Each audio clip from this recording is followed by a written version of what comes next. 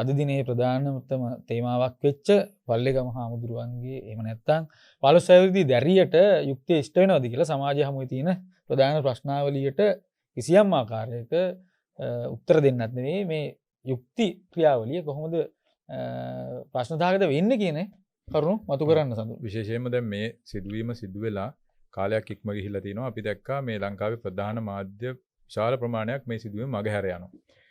සමහර රූපවාහිනී නාලිකා නම් වශයෙන් උනත් කියන්න පුළුවන් ඒගොල්ලන්ට ප්‍රධාන පුවතක් උනේත් නෑ මේක. මේ වගේ පුවත් බොහෝ දේවල් බොහෝ අවස්ථාවල ප්‍රධාන පුවතක් වෙන තත්ත්වයක් යටතේ.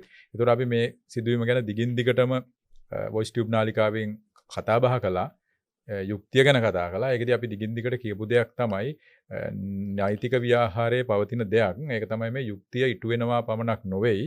යුක්තිය ඉටු වෙන බවක් පේන්න තියෙන්න ඕනේ කියලා. එතකොට බිඟුන් අපි දිගටම දැක්ක එකක් තමයි හරිම අසමාන විදියට තමයි මේ පාර්ශ්වයන් දෙක අතර මේ යුක්තිය ක්‍රියාවලිය සිද්ධ වුණේ මේ සිදුවීමට අදාළව. විශේෂයෙන්ම පහුගිය දවසේ අනුරාධපුර අධිකරණයේ සිදුවීම ගැන පොඩ්ඩක් අපි කතා කරමු. අපිට කතා කරන්න වෙන්නේ මේක. අපි දන්නවා දැන් මේ වෙනකොට රට ලෝකයේ දන්න දේ තමයි හාමුදුරුවෝ 22 දක්වා රිමාන්ඩ්. එතකොට සමාජ මාධ්‍යත් කතා වෙමින් තිබුණේ මොකද්ද මේ ප්‍රශ්නේ? ඇයි හාමුදුරුවෝ ඇරෙස්ට් කරන්න බරක් වුණේ? සහ ඇයි හාමුදුරුවෝ තවදුරටත් නවලෝක රෝහලේ ඉන්නේ කියලා. අපි එතනට ගියොත් අපි දන්න දෙයක් තමයි මෙතනදී අධිකරණ දෙකක නම් කියනවා. එකක් තමයි අනුරාධපුර මහේස්ත්‍රාත් අධිකරණය, අනිත් එක කොටුව අංක 8. එතකොට ප්‍රශ්නේ උනේ ඇත්තරම ඇයි අංක 8 නැත්නම් කොටුව මහේස්ත්‍රාත්වරයා මේකට පටලවෙන්නේ කොතෙන්ද කියන එකත් එක තමයි මේ අපිට කතා කරන්න වෙන්නේ. ඒක සංකීර්ණ වෙලා දින්නෙත් මේකත් එක්ක. ඒ නිසා අපි දන්නවා ළමා ආරක්ෂණ අධිකාරිය මේ කරුණු සම්බන්ධයෙන් මැදිහත් වීමක් කරනවා. මොකද නිට්ටඹු පොලිසිය, ඒ වගේම ළමා කාන්තා කාර්යාංශය දින ගණනාවක් තිස්සේ සැකකාර හිමියන් අත්අඩංගුවට ගැනීම පමා කරනවා. අපි කලින් උපුටා දක්වලා කිව්වා ළමා අපයෝජන සිදුවීමක් සම්බන්ධයෙන් අපරාධ පරීක්ෂණයක් පවත්වන්න ඕන කොහොමද කියලා. විශේෂයෙන් ගයිඩ්ලයින්ස් තියෙනවා අපරාධ විමර්ශකයන්ට, පොලිසියට. මේ 2018 දී නීතිපති දෙපාර්තමේන්තුවත් ළමා ආරක්ෂක අධිකාරියත් එකතු වෙලා හදලා තියෙනවා. මේකේ පැහැදිලිව සඳහන් වෙනවා 15 වෙනි කාරණේ විදියට කොහොමද OIC කෙනෙක් වැඩ කරන්න ඕන සඳුන් මේ වගේ දෙයක් ආරංචි වුණාම කියලා. එතෙන්දි කියන ප්‍රධාන කරුණු කීපයක් ගැන. ඒ තමයි ප්‍රථම තොරතුරු හෝ පැමිණිල්ල හම්බ වෙලා ඒකේ අන්තර්ගතයේ අපරාධ විඳින දරුවාගේ ප්‍රකාශය ඇතුළත් කරුණවල සාරාංශයක් අදාළ අපරාධ විමර්ශනය ආරම්භ කරන්න ඕන. අපරාධ විමර්ශනය කිරීම මගින් ඒ වෙනුවෙන් සොයාගත් කරුණු අනාවරණය වී ඇති වරද හෝ වරදවල්. ඒ වගේම තමයි සැකරු අත්අඩංගුවට ගැනීම. ඒ රෝම ඉලක්කම් යටතේ සඳහන් වෙනවා. පැය 24ක් විතර ශනිකව ක්‍රියාත්මක වෙන්න ඕන දෙයක්. හැබැයි අවස්ථාවල එහෙම ක්‍රියාත්මක වුණා ඇත්තටම. ඔව් ලංකාවේ අපි දන්නවා සාමාන්‍ය ළමා අපයෝජනයක් විශේෂයෙන් ස්ත්‍රී දූෂණ විතර නෙවෙයි ළමා අපයෝජනයකදී ශනිකව සැකරු අත්අඩංගුවට ගන්නවා. හැබැයි මේ සිදුවීමේදී දිගින් දිගටම පොලිසිය හැංගෙමින් ඉන්න ක්‍රියාවලියක් තමයි අපි දැක්කේ. සැකරු හමු වෙන්න යන්නේ නැතුව. ඊට පස්සේ අපි දකින්න දේ තමයි ළමා ආරක්ෂක අධිකාරිය අවස්ථා දෙක තුනකදී ලිඛිතව මේ පොලිසියට කියනවා ඇයි මෙයා අරෙස්ට් කරන්නේ නැත්තේ මොකද්ද මේ වෙන්නේ කියලා. ඊට පස්සේ පොලිසිය එතෙන්දි මගාරනවා සොත්. මගාරන විතරක් නෙවෙයි. උත්තර දෙන්නෙත් නෑ. පිටරටවල ගිහිල්ලා අපරාධකාරයෙකු කුදලගෙන ආපු හරි වීර පොලිසියක් නේ අපිට තියෙන්නේ. ඉතින් අපි දන්නවා පොලිසිය ප්‍රශ්නයක් නෙවෙයි. පොලිසිය දක්ෂ විමර්ශකයන් ඉන්නවා.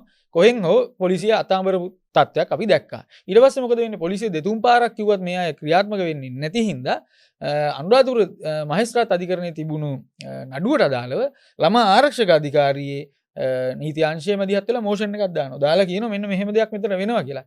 ඊට පස්සේ තමයි පොලිසිය යන්නේ අදාළ තැනත්තාගෙන් ඇරෙස්ට් කරන තත්ත්වෙට යන්නේ. එතෙන්දිත් අපි දකිනවා එක අවස්ථාවකදී මේ නිට්ටඹු පොලිසිය ළමහා කාන්තාවකින් ගිහිල්ලා හරියට අනුරාධපුරේ වන්දනාවේ ගිහපු වන්දනාවටයක් වගේ තමයි ගිහිල්ලා හැසිරෙන්නේ. දවස් දෙක තුන එතන ඉඳලා පැය තුනක ප්‍රකාශයක් අරගෙන සැකකරු ගෙන්නෙනවා. ලංකාවේ එහෙම දේවල් අපි දකින්නේ නැහැ සාමාන්‍ය. සැකකරුවෙක් ළඟට ගිහිල්ලා පොලිසිය බොහොම බය අඩු විදියට එහෙම වෙන්නේ නැහැ. සාමාන්‍ය සැකකරුව අත්අඩංගුවට ගත්ත යුතුයි. අපි දන්නවා මෙවැනි දෙයකදී සැකකරුවාගෙන් වින්දිත පාර්ශවයට වෙන්න පුළුවන් හානිය, සාක්ෂි මකන්න පුළුවන්. මේක ගැන කොහොමද වැඩ කරන්න කියලා පැහැදිලිව ගයිඩ්ලයින්ස් තියෙනවා. හැබැයි එහෙම දීදී වුන් හැරලෙනවා. ඊට පස්සේ තමයි මේ ළමා ආරක්ෂක අධිකාරිය මෙදිහත් වීම හින්දා සැකකරු අත්අඩංගුවට ගන්න තැනටපත් වෙන්නේ. එතකොට මොකද වෙන්නේ? සැකකරු නැහැ අනුරාධපුරේ. සැකකරු ඇවිල්ලා කොළඹ. සැකකරු ඉන්න බව දැනගන්නවා පල්ලේගම හිමියන් නවලෝක රෝහලේ. ඉන් පස්සේ මොකද වෙන්නේ? පැහැදිලිවම අධිකරණ බල ප්‍රදේශ දෙකක් අන්න එතනදි තමයි කොටුව අංක 8 මහේස්ත්‍රාත්වරයට සිද්ධ වෙනවා හාමුදුරු ළඟට යන්න. ගිහිල්ලා මේ නවලෝකෙට ගිහිල්ලා තමයි ඔහුව රිමාන්ඩ් බන්ධනාගාරගත කරන්නේ. හැබැයි ඊට පස්සේ ආයෙ ප්‍රශ්නයක් එනවා. රිමාන්ඩ් බන්ධනාගාරගත කිරීමට අදාළ දිනේ ඉවරයි. ඊයේ දිනේ වෙනකොට ඔන්න ආයෙ අර නිට්ටඹුවේ පොලිස් ටීම් එක ආයෙසරයක් යනවා අනුරාධපුර මහේස්ත්‍රාත්වරයා ගාවට. ඔතනදි තමයි අපිට එන ප්‍රශ්නේ ඉන්නේ. අපි දැක්ක ළමා ආරක්ෂක අධිකාරිය මේකට මෝෂන් එකක් දාලා මැදිහත් වුණා නඩුවට. බොහෝ දෙනා හිතුව දෙයක් තමයි ඉන් පස්සේ ළමා ආරක්ෂක අධිකාරිය මේ නඩුව කරගෙන යයි කියලා. හැබැයි දැන් අපි දකින්නේ මොකද්ද? හාමුදුරුවෝ වෙනුවෙන් කාලිංග දිතිස්ස මහත්තයා අතුරුව ලීඩින් ලෝයර්ස්ලා එන්න සනුහරයක් නීතිඥවරු 20ක් විතර ඉන්නවා. එතකොට දරුවා වෙනුවෙන් එහෙම පෙනී සිටීමක් අපි ලොකුවට දකින්නේ නැහැ. ඒක විශේෂයෙන්ම මතක් කරන්න ඕන බිඟුන් ඒක අතරම හරි රූපකයක් හැටියටත් කාට හරි මවා ගන්න පුළුවන් නම් 30කට අධික කොළඹින් යුද්ධිය ජනාධිපති නීතිඥයෙක් පිරිවරාගත්තු විශාල නීතිඥ බලෑනියකුයි පොලිස් නිලධාරීන් දෙතුන් දෙනෙක් සමග අර 15 හැවිරිදි දැරියයි. නීතිඥවරු කීප දෙනෙක් ආරංචි විදියට. ඉතින් ඒකේ ලොකු බලයක් නේ. අපි දන්නවා ලංකාවේ විශේෂයෙන් අපරාධ යුක්ති වෙන්න පුළුවන් ඕනෑම කාරණයකදී නීතිඥ සහාය කියන එක අත්‍යවශ්‍යයි. එතකොට මේ වින්දිත දැරියන්ට වින්දිත දරුවන්ට නීතිඥ සහාය දෙන්න වෙනම පූල් එකකුත් හදුවා ළමා ආරක්ෂක අධිකාරිය අපි දන්න විදියට. එතකොට දැන් පූල් එක වෙනම තියාගෙන ඉඳලා වැඩක් නැහැ. මේ වගේ වෙලාවකට තමයි ඒක ක්‍රියාත්මක වෙන්නේ. ඇයි ළමා ආරක්ෂක අධිකාරියට හෝ ඇමතිවරයට බැරි නීතිඥවරයෙක් අපි අහුවනේ දැන් අපි ගිය සතියේ ඇමතිවරයෙක්ගෙන් විශේෂ බාර පෝල් රාජ් ඇමතිවරයෙක්ගෙන් පැහැදිලිව ඇහුවම ඇයි කිව්ව දෙයක් තමයි නෑ මම ඉන්නේ දරුවගේ පැත්තේ. මම ආමුදුරුව පැත්තෙන් ගත් පොලිසිය පැත්තවත් නෙමෙයි මම ඉන්නේ දරුවගේ පැත්තේ මගේ විෂයක කියලා. හැබැයි කතාවෙන් කියන දේ ක්‍රියාවෙන් ඔප්පු වෙන්න ඕන. එහෙම තත්ත්වයක් අපි දකින්නේ නැහැ. අනිත් දේ තමයි අපි පැහැදිලිවම දකිනවා මේ අපරාධ විමර්ශකයන් මේ විමර්ශන ක්‍රියාවලිය ගෙනියන්නෙම දැරියටගේ යහපත උපරිම යහපත පිණිස නෙවෙයි. එහෙම නැත්නම් අපි දන්නවා ලංකාවේ නඩු කරන්න පුළුවන් විදි දෙකක් තියෙනවා. එකක් තමයි ඇත්තරම සැකකරු අත්තරම කර ගන්න විදිහට කරන්න පුළුවන්. නඩු කැලේ යන විදිහට කරන්න පුළුවන්. ඔබට මතක ඇති අල්ලස් කොමිසම පැන වූ නඩු ගණනාවක් මේ අස්සනක තාක්ෂණික ප්‍රශ්නයක් කියලා ඉල්ලා අස් කරගත්තා. හරිද? සමහරව සර්පයෝ කාලා එහෙම තත්ත්වයක් තිබුණා. ඉතින් ඒ වගේ දැන් මෙතනදී අපි දකින්න දේ තමයි මේ වින්දිත දැරිය සම්බන්ධයෙන් පොලිසිය සක්‍රිය මැදිහත් වීමක් කරන්නේ නැහැ. මේ ගයිඩ්ලයින්ස් වලට පැහැදිලිව තියෙනවා පොලිසිය මැදිහත් වෙද්දී ඔවුන්ගේ වෘත්තීයභාවය, අවංකභාවය, ඒ වගේම තමයි කඩිනමින් ක්‍රියා කිරීම පලදායිතාව මේ විදියට කරුණු ගණනාවක් ඔස්සේ තියෙන පොලිසියට ගයිඩ්ලයින් එක දීලා. හැබැයි මේ කියන මේ ළමා ආරක්ෂා අධිකාරියත් එක්ක එකතු වෙලා හදපු ගයිඩ්ලයින්ස් ඇතුළු නෙමෙයි මේ කියන විමර්ශකයන් කටයුතු කළේ. ඊට පස්සේ ආව ප්‍රශ්නේ තමයි මහේස්ත්‍රාත්වරයා පැහැදිලිව කිව්වා අනුරාධපුරයේ ඊයේ දැන් මට දෙන්න බෑ මොකද කොටුවේ දීපු රිමාන්ඩ් බන්ධනාගාර ගත කිරීමට අදාළ නියෝගය මට ලැබිලා නැහැ. එතකොට මට තවදුරටත් මේක එක්ස්ටෙන්ඩ් කරන්න බෑ. එහෙමනම් අපි දන්නවා ආයි කොටුවට එන්න ඕන එකක්. එතනදී අධිකරණ සම්බන්ධ ප්‍රශ්නයක් මතුවෙනවා. සාමාන්‍යයෙන් කොහොමද අධිකරණ නියෝගයක් දුන්නම අපි දන්නෝනේ අර සිරිපාදෙට තැපෑල යනවා වගේ යන්න විදියක් නැහැනේ. අධිකරණ ක්‍රියාවලිය වේගවත් කිරීම ලංකාවේ තියෙන ප්‍රධාන ප්‍රශ්නයක් තමයි නඩුගොඩ ගැහිම. දැන් මෙතනදී වෙන්නේ මොකද? එක නියෝගයක් එතනින් තවත් අධිකරණයකට යන්න පමාවීම මුල් කරගෙන එතන ප්‍රශ්නයක් මතුවෙනවා. ග්‍රේ ඒරියා එකක්. ඊට පස්සේ අර පොලිස් ටීම් එක විමර්ශකව නැවත කොලෙන්නේ.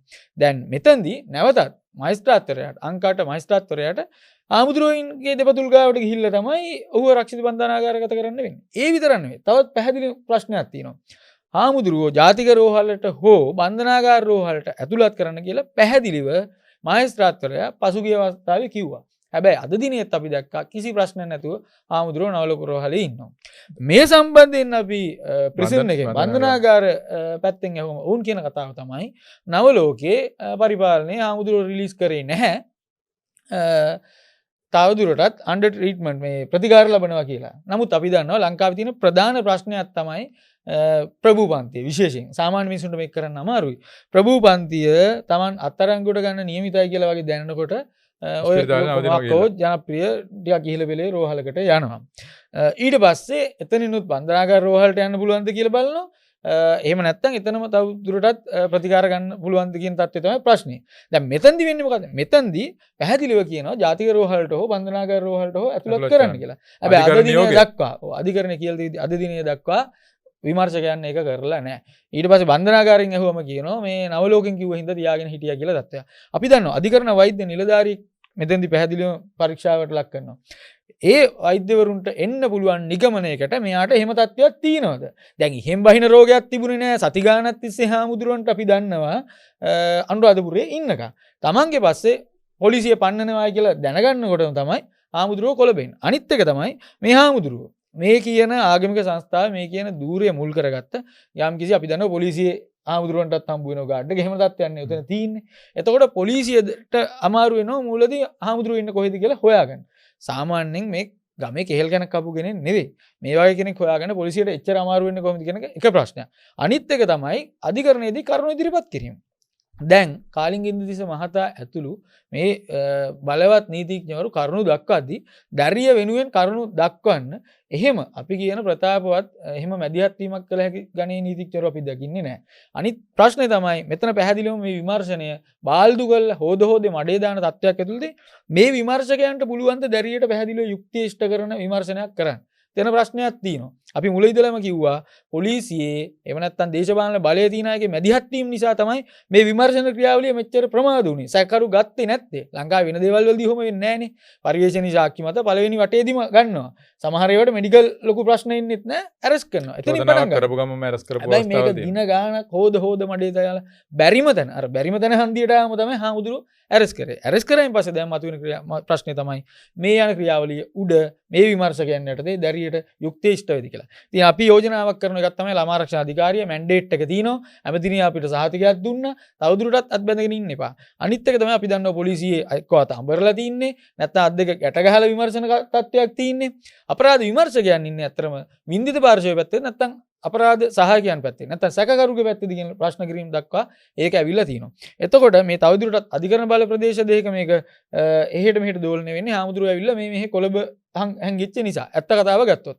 එතකොට අර අපි දකිනවා සමහර නීතිපති දෙපාර්තමේන්තුවේ ප්‍රතාපවත් නීතිඥවරු ගිහිල්ලා සොලිසිටර් ජනරාල්වරු ගිහිල්ලා බරපතල විදියට අපි දැක හිටපු පොලිස්පතිවරයා හැංගුණ වෙලාව ගිහිල්ලා ප්‍රශ්න කරපු හැටි, ඌ අර හයිවේ එකෙන් ඇවිල්ලා කොහොමද මෙච්චර දුර ආවේ, එයා කොහොමද හැංගිලා හිටියේ කියලා ප්‍රශ්න කරපු හැටි. හැබැයි මෙතනදී ඒ අරස් ප්‍රශ්න හෝ ඒ මූලික ප්‍රශ්න මතු කිරීමකට යන්න තත්ත්වයක් නැහැ. ඒකට හේතු වෙන්නේම දැරියගේ පැත්තට එහෙම ලොකු නීතිඥ සහායක් නැතිවීම. අනිත් කාරණේ අපි කතා කරන්න ඕන ලංකාවේ ළමා ආරක්ෂණ සංවිධාන සහ රාජ්‍ය නොවන සංවිධාන සහ පාර්ලිමේන්තුවේ ඉන්න අම්මලා ගැන සඳහන්. ඇත්තටම වැඩි පිරිසක් අපි දිගින් දිගට පහුගිය කාලේ සාකච්ඡා වුණා මේ තරේ වැඩිම කාන්තා නියෝජනය සිද්ධ වුණායි කියලා පාර්ලිමේන්තුවට. අපි දැක්කේ නැහැ කවුරුත් මේ සම්බන්ධයෙන් කටක් කරලා හරියට වචනයක් කතා කරනවා. ඒ වගේම අනිත් කාරණාව තමයි මේ සිදුවීමට අදාළව ගත්තාම මුළු මහත් ප්‍රභූ පාර්ශවයක් විශාල ආයතන පද්ධතියක් ලොකු බලයක් එක පැත්තක තියෙනවා. අනිත් පැත්තේ තමන්ගේ අම්මවත් නැතිව තමන්ගේ අම්මත් මේක සැකකාරියක් අවුරුදු 15කට අඩු දැරියක් තනිවම එක පැත්තක යුක්තිය ඉල්ලලා බලාගෙන ඉන්නවා. මෙන්න මේක තමයි සමාජය ඉස්සරහා තියෙන ප්‍රශ්නේ. මේක තමයි විසඳ ගන්න ඕනේ ප්‍රශ්නේ. ඉතින් දිගටම අපි යෝජනා කරන්නේ නඩු කැලේ යන විදියට කරන්න පුළුවන්. නඩුව හරියට කරන්න පුළුවන්. ඒතකොට ලංකාවේ අපි දන්නවා ලංකාවේ තියෙන හොඳ පොලිසියක්. ඒකට විමර්ශකයෝ ඉන්ට පුළුවන් ඕන්නන් සැකකරු හරියට අත්තරංගුවට අරගෙන යුක්තිය ඉටු කරන්න. ඒ වගේම තමයි අර අපි කලින් කිව්වා ලංකාවේ අධිකරණ ක්‍රියාවලිය තුලේ විමර්ශකයන් හිතාමතාම නඩු කැලේ යන විදියට කටයුතු කරපු හැටි ගැන ඕන තරම් උදාහරණ තියෙනවා. විශේෂයෙන්ම බී වාර්තා සකසද්දී ඒ සම්බන්ධයෙන් කරපු රිසර්ච් තියෙනවා. අපි ඒ ගැන වෙනම දවසක් කතා කරන්න සූදානම්. බී වාර්තාවක් කොයිතරම් දුරට හරියට හදනවද කියන ලංකාවේ ප්‍රශ්නයක් තියෙනවා. මෙතනදී අපි දකින දේ තමයි ඇත්තටම මේ දැරිය නිර්බලයි මේ වෙලාවේ. ඉතින් මේ කියන මේ යන විදිය අනුව දැරියට යුක්තිය ඉෂ්ට කර ගැනීම අර ආලෝක වර්ෂ ගානාවක් දුරින් තියෙන වගේ තමයි අපිට පේන්නේ. බැලූ බැල්මට යුක්ති ක්‍රියාදාමයේ ප්‍රශ්න තියෙන බව අපිට පේනවා. ඉතින් අපි ආරාධනා කරනවා ළමා ආරක්ෂණ අධිකාරියට සභාපතිනියට ඈත් හිටපු මහාධිකරණ විනිසුරුවරියක් ඇයට පුළුවන් අය හොඳටම නීතිය දන්නවා. මැන්ඩේට් එක තියෙනවා. ළමා ආරක්ෂක අධිකාරී පනතේ පැහැදිලිව තියෙනවා. මැදිහත් වෙන්න පුළුවන්. ආයේ මේ කවුරු හරි මැදිහත් වෙලා කියන්න ඕනේ නැහැ. ආනන්ද විජේපාල ඇමතිවරයා විශේෂයෙන් අපි දන්නවා කොහොමද මේ දේවල් වලට අතම් චරිත මැදිහත් වීම කරේ කියලා. ඒ නිසා දැන්වත් පොලිසිය අතඅමරන්නේ නැතුව මේක කරන්න පුළුවන් ඉරුට් එකකට මේක බාර දුන්නොත් හොඳයි. ඒ වගේම ළමා ආරක්ෂණ ජාලය අපි කියන සංවිධාන දැන් මේ මුනිවත රකින්න අත්බැඳගෙන ඉන්න සංවිධාන අපිට මතකයි වැල්ලවත්තේ ද හින්දු විද්‍යාලයේ දරුවගේ ප්‍රශ්නේදී රාමනාදන් හින්දු විද්‍යාලයේ පෝල් රාජ් ඇමතිවරියගෙන් ප්‍රශ්නාවලියක් යොමු කරපු മന്ത്രിවරු ඉන්දියා විපක්ෂය. අද කිසි කෙනෙක් කතා කරන්නේ නැහැ. මොකද මේකෙන් වාසියක් ගන්න පුළුවන්ද කියන ප්‍රශ්නේ. අපි දන්නවා සමහර සිවිල් චරිත ඇතම් ජ්‍යෙෂ්ඨ මාධ්‍යවේදීන් උඩමළුවට ගිහිල්ලා ගනුදෙනු කිරීමේ මේ වාසියේ පරතරේ තියාගෙන තමයි සමහරු ළමා ආරක්ෂණ සම්බන්ධයෙන් තමන්ගේ සෙනෙහවන්තකමේ දිගපල් සීමා වෙලා තින්න අද වෙනකොට සඳුන්.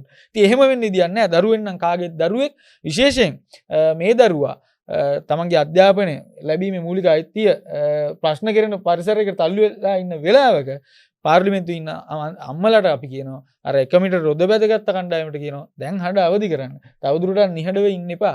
ඒ නිර්බලයා වෙනුවෙන් පීඩිතයා වෙනුවෙන් කතා කරන කදවුරක ඉඳලා ඔබ ආවේ ජනාධිපතිතුමා නිරන්තරයෙන් මේ ටිකේම කියනවා නීතියේ ආධිපත්‍ය ඔව් දිගටම කියන දෙයක්. නීතිය විධානයේ ආධිපත්‍ය කියලා ඔහු කියන්නේ. ඉතින් ඒක තියෙන්නේ සියල්ලට ඉහළින් කියලා. නමුත් අපි එහෙම තත්ත්වයක් මෙතනදී දකින්නේ නැහැ.